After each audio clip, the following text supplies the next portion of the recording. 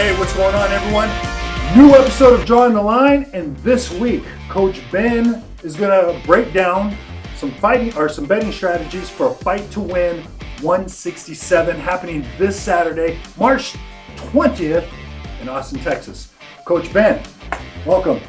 Thanks, Where do Jim. we go to bet? Oh, we go to Bet DSI, also Fight to Win Bet, which is F2W167bet@gmail.com. Tell them you want to open an account and they will take care of you. Bet Online also has higher limits. Just use the code JJM on Bet DSI and Bet Online. We don't have a code yet. Go there and that's it.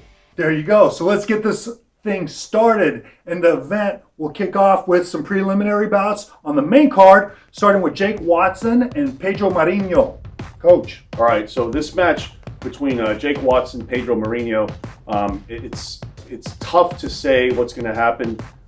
Pedro competes pretty often, but he competes, I think, better in no-gi competition. Jake Watson has surprised me in the past, especially in the gi. I think he has really good guard. He has really good ability to tangle up his opponents and just put them in places where he can control the fight, control the match. And I think actually Jake by decision is a good bet here. Look at your sports book and make sure there's a plus number in front of that. Jake, just money line is plus 100 already. So if you're going to bet Watson by decision, you probably need at least 130. I would look for 150, plus 150 to make that bet. I think he gets it done by decision. He has to avoid Pedro exploding on him. He has to avoid the submission, of course, and also submission attempts. This is fight to win rules. So, yeah, I got Watson by decision. I haven't decided if I'm going to place that bet, but that's the outcome I see happening. Very good, very good. So moving on to the next bout, we have Thiago Macedo versus Cole Franson. Yeah, so this match, I don't know a whole lot about these two competitors specifically, just because Thiago is very good. He's highly rated. He's fought everybody in the gi. He's beaten Cole before, actually, and by decision. And the thing is, Cole, I think, is also they're very close. I think their level is the same, but Thiago has the experience, and he's a heavy favorite because he's just fought, I think, tougher competition. He's gotten to a higher. He's fought higher tiered opponents, in my opinion, more repeatedly. He's fought them more consistently, and also he has a win over Cole. So there's no bet for me here. Thiago's too big of a favorite. Cole can absolutely win. Plus 200, man. I haven't decided on this one. For me right now, it's a no bet. But I think you have to take either Thiago straight up. If you just think there's value on that line, Thiago has a win over Cole already. I got to think about that. Or if you do think that Cole can pull the upset, if it's a close match, maybe go and watch their previous match and see what you think. I thought it was pretty dominant by Thiago. But if you think that Cole has made improvements, plus 200 is a good number. When you're betting underdog, and you have plus 200, even if they're live to win, let's say, if you think they have 50% chance to win, you got to make the bet. If it's just a 50-50, you got to make the bet. I think that Thiago is probably favored something like 70-30, so the line's just about set right. I don't have a bet for this one either. So, very well. Well, moving on to the next one. This one features one of my favorite, most exciting grapplers to watch. We have Gabriel Souza versus Osvaldo Moisinho, and I guess the co-main event. Yeah, so this one, Gabriel Souza seems to be coming on strong. I have underestimated him in the past, and he has made me look dumb by winning decisions and doing really well. He's young. He he's had big wins in competition. But here's the thing that I think makes me want to lean Souza money line, and probably I see Souza by decision here. These guys probably will not be getting the submission on each other. They're just very good defensively. So Caixinho, who is Osvaldo, that's his nickname. Caixinho, I do think he's a little bit on the decline. I think he's getting older. He has such a great career, and he's just he's probably competing now more for enjoyment and fun. He's had some tough losses recently against some tough opponents. His game is a little bit, I would say it is modern, but there's an even more modern jiu-jitsu game evolving now. And Gabriel definitely is somebody who is on the modern side of competition. This guy competes all the time under fight to win rules. I remember the last fight to win, he won a pretty dominant decision. He was making the belt sign, So I think Gabriel, just by age and just how strong he's coming on, I think he's a bet. Souza money line, -150. And also, I would sprinkle a little bit on the decision, depending on where you can get it. It's going to be different odds in different sites. So Gabriel Souza, straight up, and also a little bit on the decision. Yeah, that one's going to be fun. That one could very easily be a main event right there. I actually think that Cashinho has the better chance to hit a submission if it happens. But man, it's going to be tough. Gabriel's is such a small, compact guy. It's hard to submit these types of people. And moving on, here we go. The big dogs, the main event for this event. We have Victor Hugo going up against Lloyd Irvin's very own Tim Spriggs. Okay. Tim Lloyd Irvin. Yep. So this is the main event. I would say Victor is the big dog. Victor, to me at least, is so much bigger than Tim Spriggs. I don't even know why this match was set up this way. It is no gi, and no gi, I think actually gives Tim a little bit of an advantage. I think he's a better wrestler. Tim, I think, is a ton of experience. He was probably a black belt when Victor was still a colored belt, and he was winning big competitions. But also Tim is good in the gi too. He has some good takedown stuff that I've seen. This is a tough match, man. Victor is so big, and Victor really is.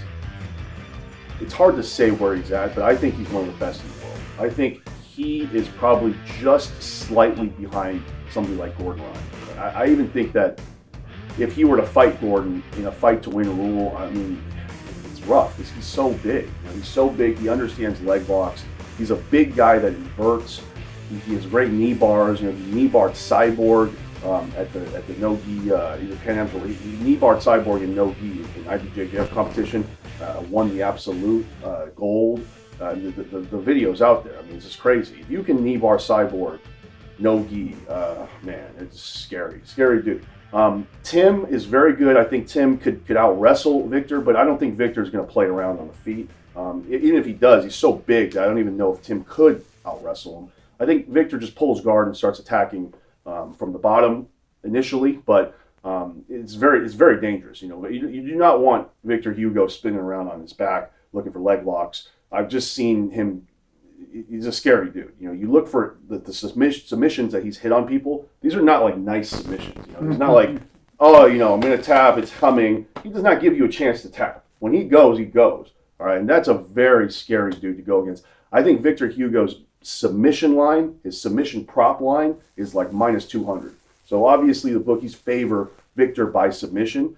And I do see Victor winning this one. I don't see a path for Tim, and it's not because of anything other than Victor's just on fire and he's so big. The size. This is not a fair weight class fight. Tim is probably middle heavy, something like that, and Victor is ultra. He's ultra heavy at least. I think, or he's super heavy at least. So he's probably ultra heavy. I think I saw him at the fight to win, and he was gigantic. He was like a head taller than you, so it's like he's a big dude. No bet for me, obviously, because it's just too. It's the Victor's line is just too wide. -450.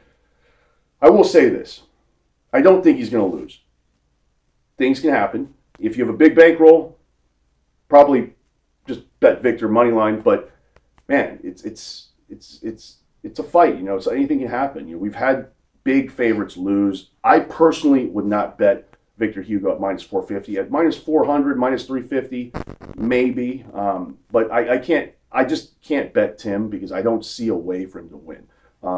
Not saying he can't win. It's just in my head, I don't see a path for Tim to win. I looked at the props, and I'm not going to do any props on Tim. I just don't see him winning, so there's no chance for submission or decision. Victor by decision may actually end up being a good bet, but you're basically going to be sweating the whole time if you bet Victor by decision because he could hit a submission.